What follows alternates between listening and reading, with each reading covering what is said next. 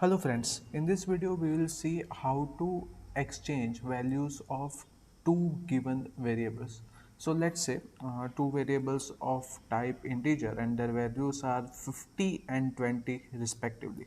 So let's say integer a is equal to 50, b is equal to 20, and here it's we can use one more variable, it's allowed. So let me take one more variable. This variable will help us in swapping. So now after this is before performing swapping, right? So values are 50 and 20 respectively.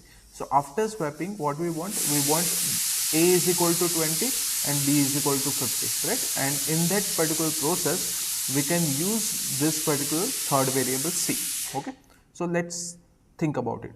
So straight away if I write like this, let's assign value of b to value of a. That is the meaning of this particular statement, a is equal to b. Then definitely 20 will be copied to a, right? So here in comment I can write it down. So a is equal to 20, that is fine, right?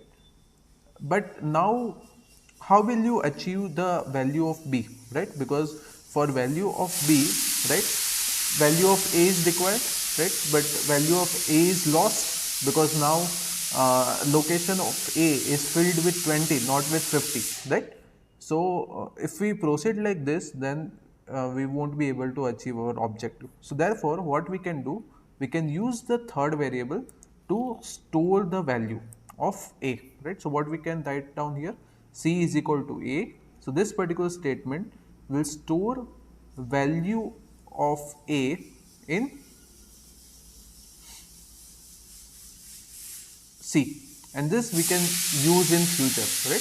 So now what we can do here, now the value of A is already stored in C, so we can use it in B, right?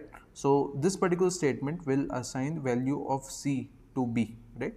So basically what will happen, now B will become 50, right? So here after this particular statement, C was 50, right?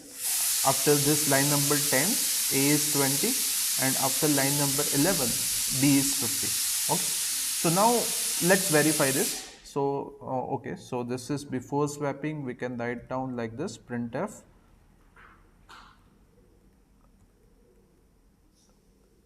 before swapping A is equal to, let's say, percentage D, and B is equal to percentage D, and we'll print down values of A and B, right? So this was before swapping, and after these three lines the values will be swapped. So we can simply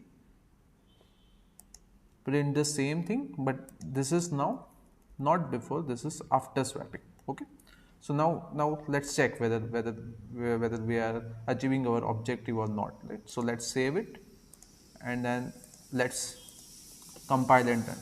Okay, so before swapping it's 50 and 20, after swapping it's 20 and 50. So we are achieving our objective, right? So let me use /n for so that it looks better.